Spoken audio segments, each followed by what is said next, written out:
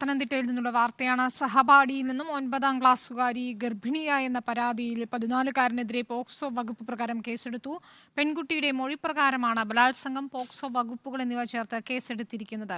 പ്രവീൺ പുരുഷോത്തമൻ ചേരുന്നു. പ്രവീൺ, എന്താണ് വിവരങ്ങൾ?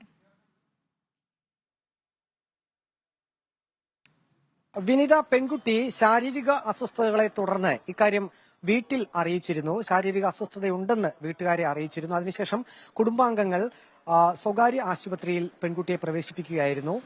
വയറുവേദനയായിരുന്നു പ്രധാനമായും ഉണ്ടായിരുന്നത്. സ്വകാര്യ ആശുപത്രിയിൽ നടത്തിയ പരിശോധനയിലാണ് 14-കാരിയായിട്ടുള്ള പെൺകുട്ടി ഗർഭിണിയാണെന്ന് മനസ്സിലായത്. ഉടൻ തന്നെ ആശുപത്രി അധികൃതർ ബന്ധപ്പെട്ട പോലീസ് സ്റ്റേഷനിൽ വിവരം അറിയിക്കുകയായിരുന്നു. പോലീസ് വിവരമറിഞ്ഞ് ആശുപത്രിയിൽ എത്തുകയും പെൺകുട്ടിയുടെ മൊഴി രേഖപ്പെടുത്തുകയും ചെയ്തു.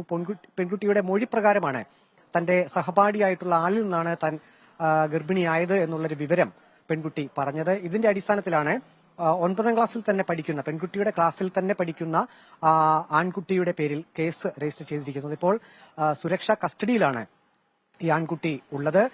പോക്സോ നിയമത്തിലെ 3, 4, 5, 6 വകുപ്പുകൾ പ്രകാരവും ബലാത്സംഗ കുറ്റവും ചുമത്തിയാണ് ആൺകുട്ടിക്കെതിരെ കേസ് എടുത്തിരിക്കുന്നത്. ഇനിയിപ്പോൾ ആൺകുട്ടിയെ ദുർഗുണ പരിഹാര പാഠശാലയിലേക്ക് അയക്കും. അത്തരത്തിലുള്ള നിയമ നടപടിയിലേക്കായിരിക്കും പോലീസ് പോകുക.